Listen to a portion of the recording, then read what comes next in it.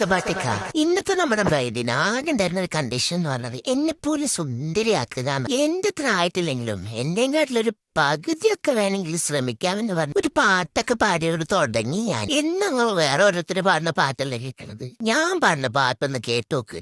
സുന്ദരി ഒന്ന് പയറൂ, അല്ല പയറല്ലോ, പറയൂ താനസഖി ഓരല്ലേ, അല്ലെങ്കിൽ വേണ്ട നിങ്ങളൊരു പാട്ട് കമന്റ് ചെയ്യ്. അത് ഞാൻ നാളെ അടുത്ത വീട്ടിൽ പാടിത്തരാം.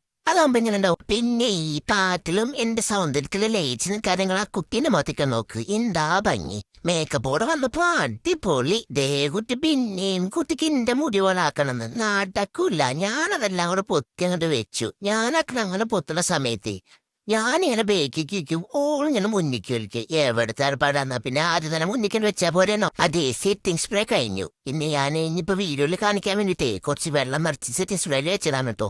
ഞാനോട് പറയാനൊന്നും കണ്ട ഇതെങ്ങനെ ഇറക്കി വരുന്നുണ്ടോ? വരൂരായിരിക്കൂലേ. കുട്ടി കരയൊന്നും വേണ്ടട്ടോ. ഇതൊട്ടിക്കാൻ ഫ്ലെക്സ് താത്തോണ്ടാണോ ഞാൻ ചോറും മറ്റും കൂടെ ഒടിച്ചേ. വേറെ ഒന്നും വിചാരിക്കണ്ട, നല്ല റേഷൻ അരി ചോറാണ്. ഇളകി പോരുന്നൊന്നും പേടിക്കണ്ട. പേടിക്കണ്ടെന്ന് തോന്നണു കേട്ടോ. കൊറേ നേരമായില്ലേ ചൂടെടുപ്പിന്റെ നീ കുറച്ചിട്ട് കാട്ടോട്ടോ. സൂക്ഷിച്ച് നോക്കണ്ടോ ഉണ്ണി. ഇത് നീ തന്നെ സുന്ദരിയായിട്ടോ. നിങ്ങളെ അഭിപ്രായമൊക്കെ പറഞ്ഞാ നിങ്ങൾ ഇഷ്ടായോ ഇല്ലെന്നൊക്കെ. ഓള് മേക്കപ്പ് ഞാൻ വരിക എണീറ്റ് ഓടുന്നു. അപ്പൊ എന്നെ പോലെ ഡ്രാമോണിലേക്ക് എഴുതാം. ബൈ.